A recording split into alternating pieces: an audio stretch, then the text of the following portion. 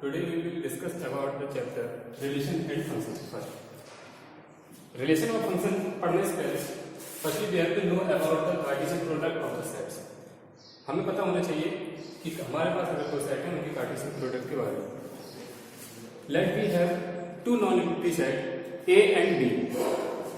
Let we have two non-equality sets A and B such that then the Cartesian product of the sets is denoted by A cross B equal to ordered pair A comma B such that A belongs to A and B belongs to B.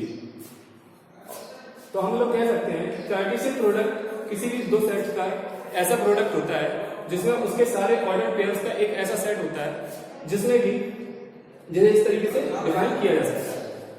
अब हम बात करते हैं relation की. तो relation से क्या होता है? A relation R from a set A to set B is a subset of A cross B. मतलब ये a relation is a link or connection between two sets A and B. एक relation जो है कोई भी दो set A और B के बीच का एक रिलेशन या फिर कहें कि कनेक्शन या लिंक बनाता है. इसको डिफाइन इस तरीके से करेंगे. Relation R from a set A to set B is a subset of A cross B. A cross B means not A cross B, it's a Cartesian product of A to B. Thus, R is a relation from A to B implies R belongs is the subset of A with Cartesian product with B. Total number of relation, अगर हमारे पास कोई दो set A और B है और number of element of A is m and number of element in B is n, then the total number of relation from A to B is 2 of whole power m into n. अगर हमारे पास कोई दो set है जिसकी cardinality, अगर हमारे पास कोई दो सेट A और B इस तरीके से है कि A की कार्डिनलिटी अगर m है, इसका मतलब है कार्डिनलिटी से मेरा मतलब था कि total number of element in a set is known as its cardinality. तो अगर हमारे किसी सेट A में total number of element m है और अगर कोई दूसरा सेट हमारे पास B है जिसमें total number of element small n है, तो टोटल उनके बीच में बनने वाली रिलेशन की संख्या होगी 2 की पावर m into n. अब हम डिस्कस करते हैं डोमेन ऑफ रिलेशन. डोमेन से मतलब होता है लेट A is related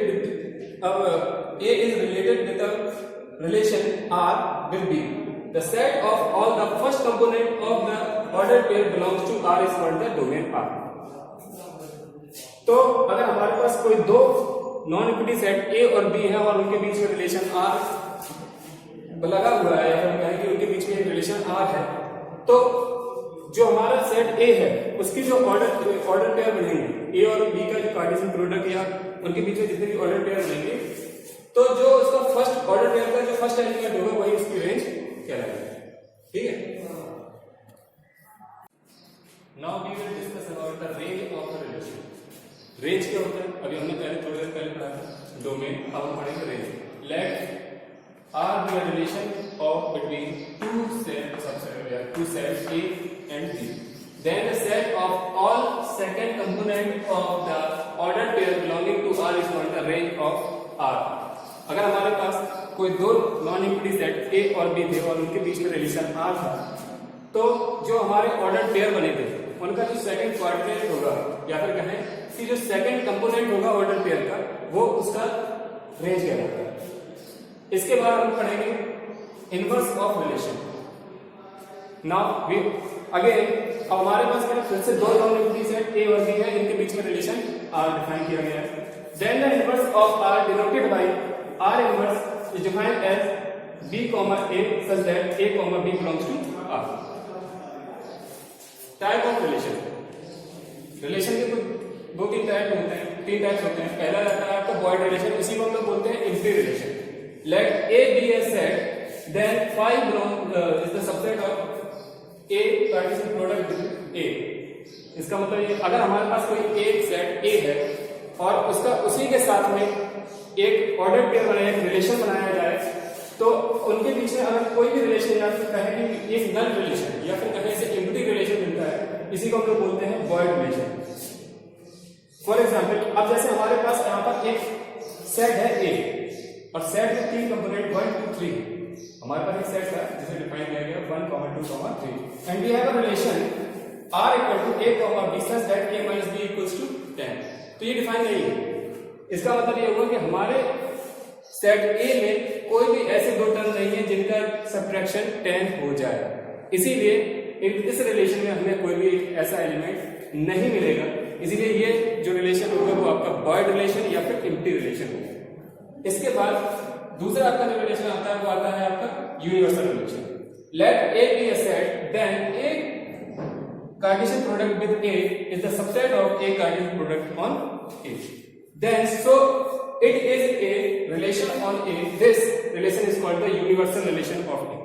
कहने का मतलब ये है कि अगर हमारे पास कोई एक सेट A है और हमारे पास कोई रिलेशन इस तरीके से डिफाइन किया गया है सेट A पर कि रिलेशन के बाद उसके सारे के सारे टर्म उसी सेट में कंटेन कर जाएंगे, तो ऐसा रिलेशन आपका यूनिवर्सल रिलेशन कहलाता है।